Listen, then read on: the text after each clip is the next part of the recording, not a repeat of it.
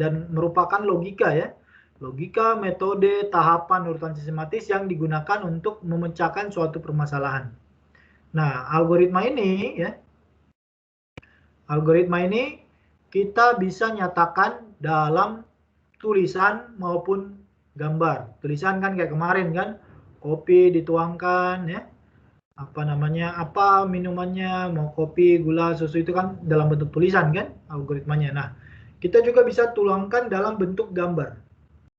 Nah, algoritma yang kita nyatakan dalam simbol-simbol atau gambar kita sebut dengan flowchart. Nah, flowchart kita sebut juga di bahasa Indonesianya adalah diagram alir, berfungsi bagi seorang programmer untuk memberikan idenya secara tertulis, ya, sehingga dapat dipahami oleh programmer lain, oleh kliennya, atau oleh tim kerjanya. Jadi flowchart biasanya setelah dapat desain dari desainer untuk tampilan, bisa saja si programmer ini membuat flowchart untuk programnya. Jadi masih desain dulu ya, belum langsung dituangkan dalam source code, tapi dia buat dulu diagram alirnya. Kira-kira program ini masuk awalnya dari mana? Masuknya mulai mungkin dari, kalau kita misalnya buka aplikasi Facebook gitu ya, buka aplikasi Facebook gitu ya, Facebook awal gitu ya. Facebook ini pertama kali orang masuk berarti harus klik dulu Facebooknya. Kemudian baru lakukan apa? Baru lakukan login kan? Nah, lakukan login. Login berarti butuh apa kan? Login. Login berarti butuh inputnya ada email sama password. Ketika diklik login apa ya? Mungkin nanti ada lengkapi profil, ada apa ya? Jadi apa namanya, di dalam aplikasi program biasanya seorang programmer itu menuangkan dulu dalam flowchart sebelum dia menuangkan dalam source code.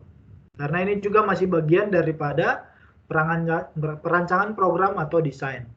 Bisa juga flowchartnya setelah source code ya, artinya source code-nya sudah ditulis, baru flowchartnya digambarkan atau diperbaiki.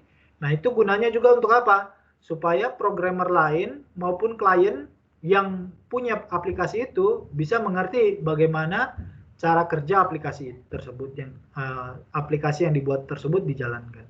Nah, itu kira-kira pengertiannya daripada flowchart ya.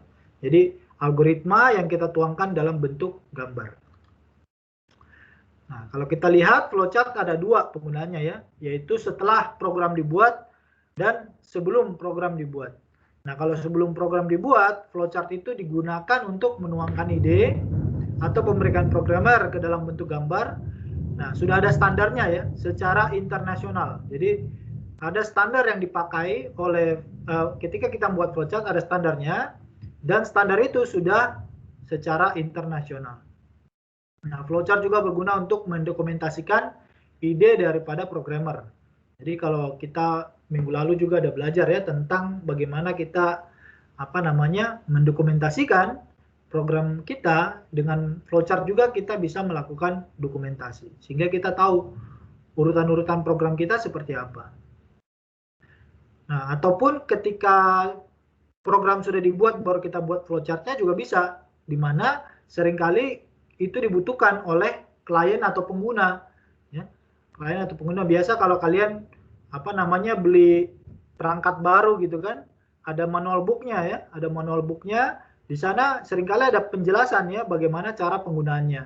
Nah, sama juga dengan aplikasi ya, pertama kali diserahkan ke klien ya butuh juga flowchart-nya, supaya ketahuan di dalam aplikasi ini bisa ngapain aja gitu ya. Nah, itu kita buat dalam flowchart-nya.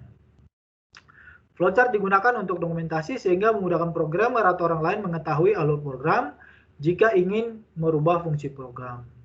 Dan juga seringkali programmer itu tidak hanya satu ya, tapi juga bisa banyak atau bisa juga berganti. Sehingga apabila banyak tim mengerjakan program itu, mereka sudah tahu saya kerjakan yang bagian mana. Nah, itu dibuat flowchart-nya. Entah bagian loginnya, entah bagian fitur friend list-nya, atau bagian chatting-nya ya. Nah, itu semuanya biasanya bisa dibagi juga lewat flowchart-nya. Ataupun kalau misalnya orangnya berganti, Ketika orang tersebut mau menggantikan tugas programmer yang lama, bisa juga dia membaca dari alur diagram alurnya program itu bekerja seperti apa lewat flowchart. Oke, bagaimana kita menggunakan flowchart ya? Bagaimana caranya kita menggunakan flowchart? Nah, flowchart sendiri sudah merupakan alur pemikiran yang kita tuangkan dalam bentuk gambar atau simbol. Kita sudah bahas tadi ya.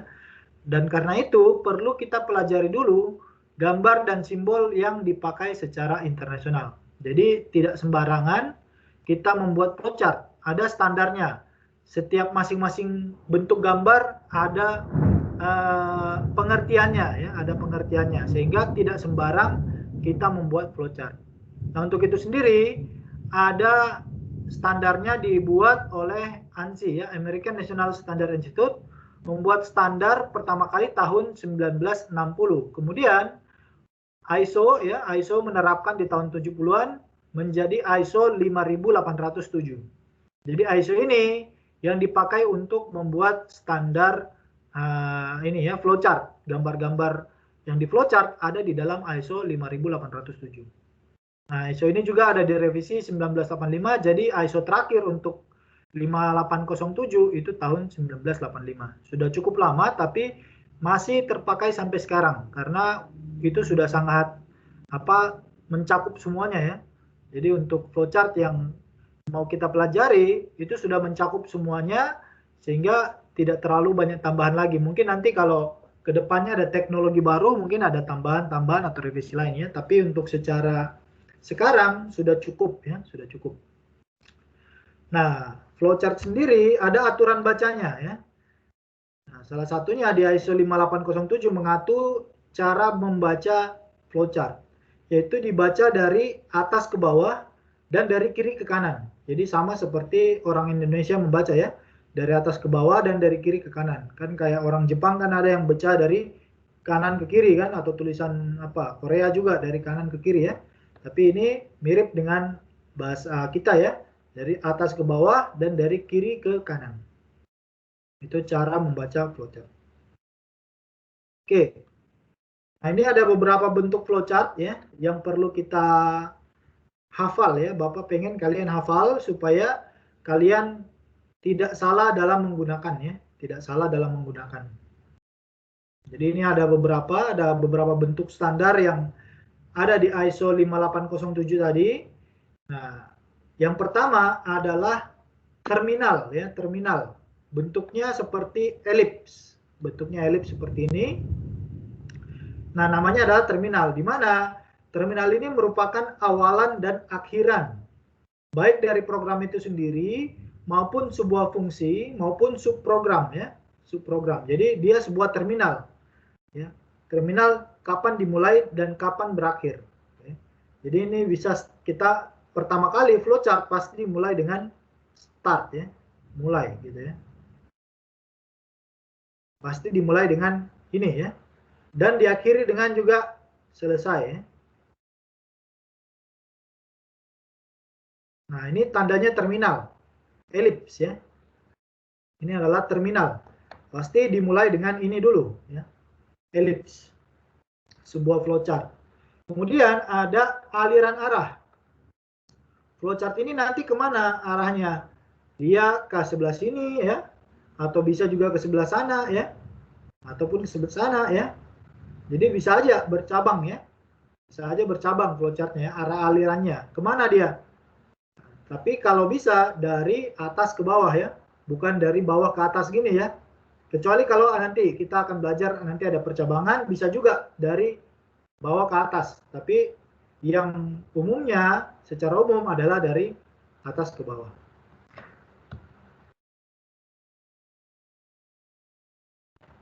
Oke. Selanjutnya ada kotak. Ya, kotak ini adalah sebuah proses atau pekerjaan yang dilakukan oleh program ya. Pekerjaan ya, proses, pekerjaan, proses. Kalau kemarin ada input, ada output, ada proses. Nah, proses itu kita lambangkan dengan kotak.